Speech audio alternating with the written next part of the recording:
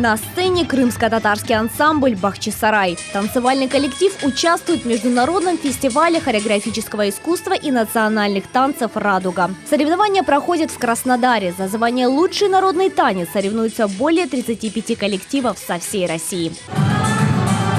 С этого фестиваля крымские артисты привезли 8 призовых кубков. Ансамбль занял первые места в номинации «Народный танец» и в категории «Национальный костюм». К этой победе коллектив готовился на протяжении 3 месяцев. Образ, номера и костюмы продумывали всей командой.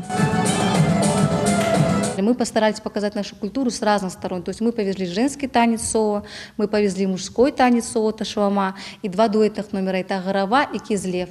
Вот, то есть мы представили культуру в большом многообразии. Ава Измаилова в танцевальном искусстве 3 года. Ежедневные репетиции и неиссякаемое желание показать многообразие крымско-татарской культуры помогает Аве завоевывать призовые места на всероссийской арене. В конкурсе выступала в дуэте и в соло. Это танец про память о бабушке, как девочка нашла сундук своей бабушки и сначала достает ее фотографии, разные вещи, потом достает ее мараму и с ней танцует, одевает ее.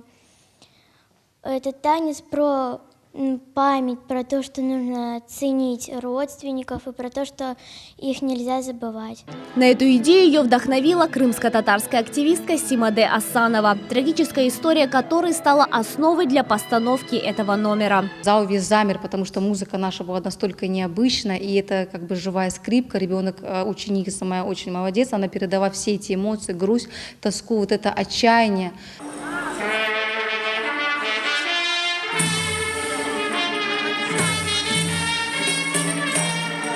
Сейдамет Сугутов на соревнованиях исполнил самый популярный крымско-татарский танец «Аграва веха и тарма». Он отличается особой выразительностью жестов. Очень мне понравился мой танец, и я горжусь собой, что я получил 1 место.